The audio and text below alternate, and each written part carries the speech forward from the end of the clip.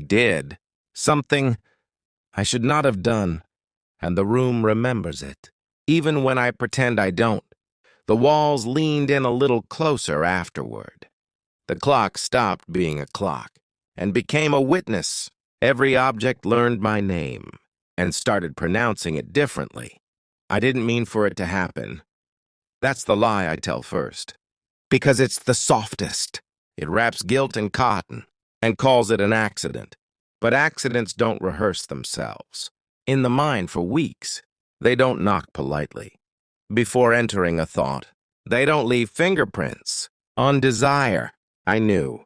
Somewhere between the first idea and the second heartbeat, I knew. Still, I stepped forward, like curiosity was a religion, and I was tired of believing in restraint. I told myself, everyone crosses lines eventually. I told myself, this line was imaginary.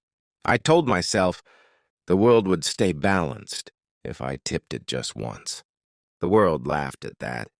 Now every memory has a before and an after, and I am standing permanently in the after, trying to negotiate with time. People say regret is loud, but that's wrong. Regret is quiet. It sits beside you and breathes at the same pace until you forget which breath is yours. Sometimes it taps you on the shoulder, using someone else's voice. Sometimes it doesn't speak at all, and that's worse. I replay the moment with director's commentary. If I had paused here, if I had said no there, if I had been braver in the boring way instead of brave in the reckless way. No one warns you that the most dangerous courage is the kind that ignores consequences because it wants to feel alive. I wanted to feel alive. I was tired of being careful. Careful felt like shrinking. Careful felt like watching life through thick glass. So I broke the glass with my bare hands and called the bleeding freedom. It hurt later. It hurts now. There is a particular shame in realizing you are not the exception to the rule, just another example.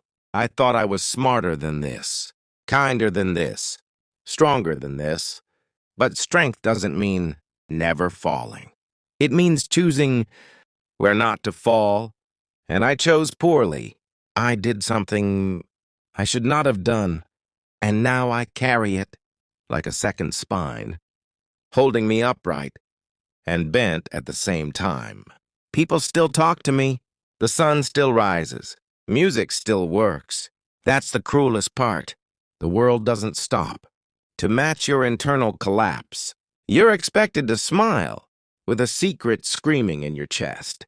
You're expected to eat, laugh, answer messages as if your hands aren't shaking around invisible debris. Sometimes I wonder if anyone can see it on me. The fracture, the misalignment. I study my reflection, like it might confess for me. It never does. There's a version of me that never made this choice. I imagine them sometimes. They sleep better. They don't flinch at silence. They trust themselves. I envy them and mourn them and try not to hate them for existing only in theory. Because here I am, alive, yes, but